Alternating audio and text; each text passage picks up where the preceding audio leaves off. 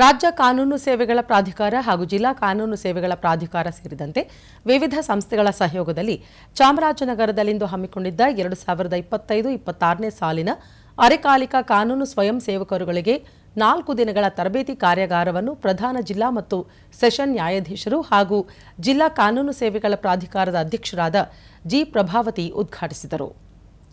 ಈ ವೇಳೆ ಹಿರಿಯ ಸಿವಿಲ್ ನ್ಯಾಯಾಧೀಶರು ಹಾಗೂ ಜಿಲ್ಲಾ ಕಾನೂನು ಸೇವೆಗಳ ಪ್ರಾಧಿಕಾರದ ಸದಸ್ಯ ಕಾರ್ಯದರ್ಶಿ ಈಶ್ವರ್, ಜಿಲ್ಲಾಧಿಕಾರಿ ಶ್ರೀರೂಪ, ಜಿಲ್ಲಾ ಆರೋಗ್ಯ ಮತ್ತು ಕುಟುಂಬ ಕಲ್ಯಾಣಾಧಿಕಾರಿ ಡಾ ಚಿದಂಬರ ಸೇರಿದಂತೆ ಹಲವರು ಉಪಸ್ಥಿತರಿದ್ದರು.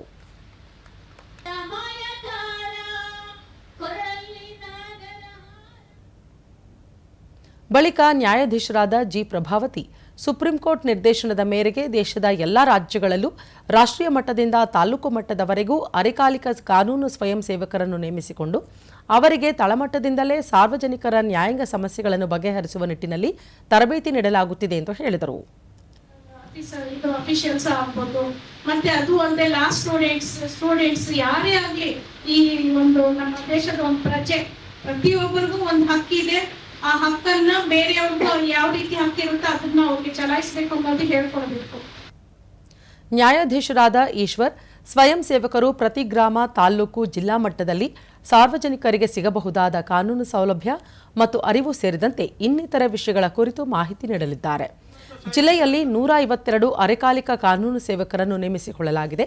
ಅವರಿಗೆ 4 ದಿನಗಳ ತರಬೇತಿ ಹಮ್ಮಿಕೊಂಡಿರುವುದಾಗಿ ತಿಳಿಸಿದರು.